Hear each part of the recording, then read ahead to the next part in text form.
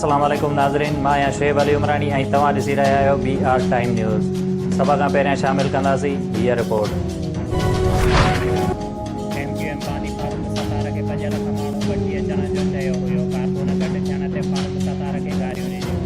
गवाह इंस्पेक्टर इश्तियारनि जो तकरीर ऐं मीडिया हाउस ते हमला। दहशतगर्दी अदालत में स्पेशल पब्लिक प्रोसिक्यूटर गवाह खां सवाल कया।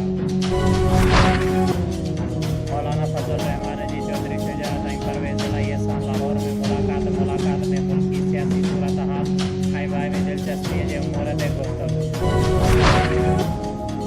सूबाई वज़ीर तइलीम सैयद सरदार अली शाह चयो आहे त सिंध हुकूमत शहीद मोहतरमा बेनज़ीर भुट्टो जे नज़रिए त औरतुनि खे बराबरी जे बुनियाद ते हक़ ॾियारण लाइ कोशिश आहे। संदसि तालीम ऐं तरबियत लाइ पाकिस्तान जो पहिरियों बख्तावर गर्ल्स कैडेट कॉलेज शहीद बेनज़ीराबाद खां पोइ लाड़काणे में पिणु ॿियो गर्ल्स कैडेट कॉलेज क़ाइमु कयो पियो वञे।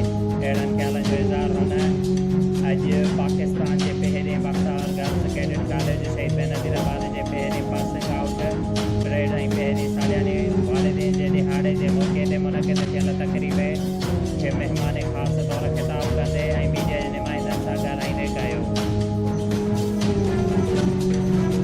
शुएब अली उमरानी खे ॾींदा इजाज़त। वधीक ख़बरुनि ऐं अपडेट्स लाइ ॾिसंदा रहो BR टाइम न्यूज़।